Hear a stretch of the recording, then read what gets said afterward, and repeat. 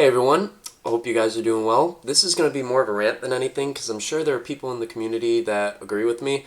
And I have been playing Battlefield now for about 4 days. I know it's been out for a week, but I've been very busy with work and a wedding and my friend's birthday, and now I'm trying to apply with my master's degree and just everything. The past week has been pretty nuts, but I've been playing Call of Duty now since World at Wars for about 17 years, and the franchise is my favorite franchise of all time.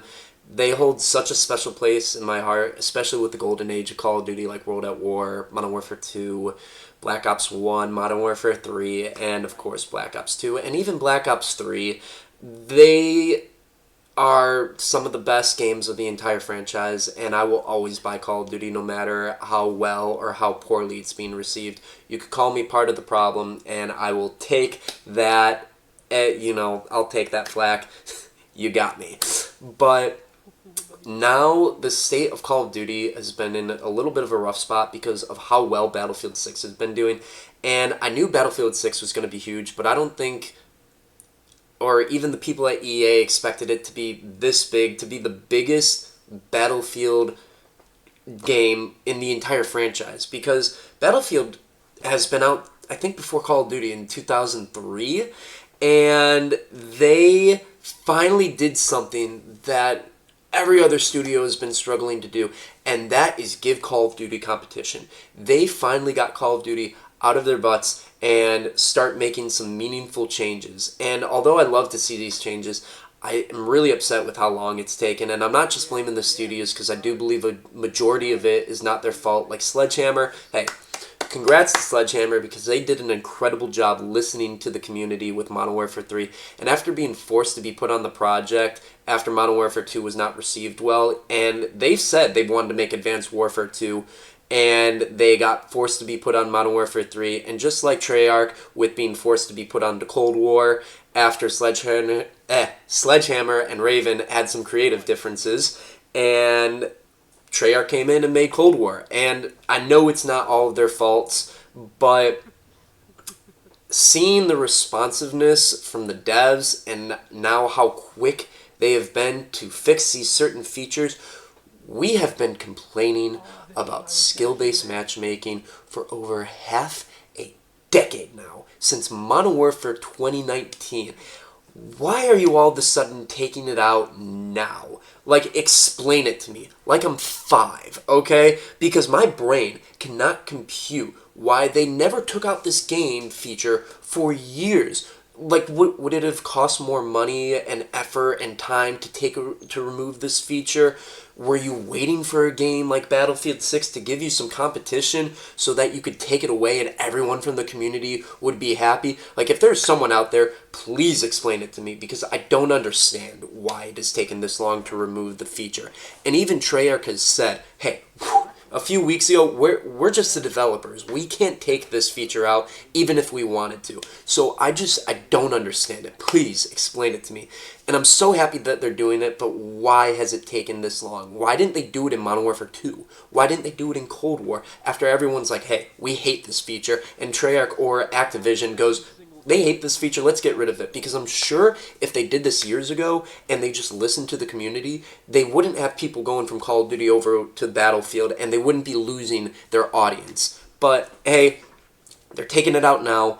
That's all I'm asking for. And certain things, like we've been complaining about the saturation of skins for years now with Nicki Minaj and Ninja Turtles and American Dad and now Beavis and Butthead and Snoop Dogg, and I could just go on and on with these skins. I will admit that I enjoyed the Texas Chainsaw Massacre and the Saw features when they came out in 2019 for the Halloween event, and even in 2013 when you had Michael Myers, which was so fun in Call of Duty Ghosts. And yeah, you made deals and you signed contracts, but these deals and contracts should have never gone on in the first place. They shouldn't even entertained the idea of being a Fortnite game, because in an FPS Call of Duty game, if you look at the golden ages of Call of Duty versus now, the skins are night and day. And if you want to have it in Warzone, fine. Warzone needs to be its own thing because it's so integrated with multiplayer and zombies because of the success back when COVID hit, and people have been complaining about it for years. And now guess what? There was a post talking about the amount of skins and how it is taken away from the identity of Call of Duty, and there will be skins in the future, but it won't be as out of pocket as it once was. And we complained about BO7 skins, and guess what? Now they modified the skins, and I think even some of them have been taken out. Why wasn't this change made sooner? For not even Black Ops 7, for Modern Warfare 2 and Modern Warfare 3. Why did you guys wait until now to be like, hey, these skins don't really belong in here. We can't really be having these skins anymore. Why did this happen? If you guys at Activision just did this in the first place, I'm sure you guys wouldn't be in this situation. And Battlefield's anti-cheat system seems to be working very well. Maybe a little bit too well, or a bit of an overcorrection, because I've heard from Steam players that they've been getting banned even if they're not cheating. And one of my best friends, we want to get on a game, but he's actually banned. He doesn't cheat at all. I want to make that perfectly clear. He just got banned, and he actually filed a complaint to Battlefield, and he keeps getting the times rearranged. So if anyone from EA hears this, free my boy, because I want to hop on with him. But how is it that Battlefield 6 anti-cheat is working so well, but Call of Duty's anti-cheat has so many problems, and the anti-ricochet, you can't keep hackers off the game?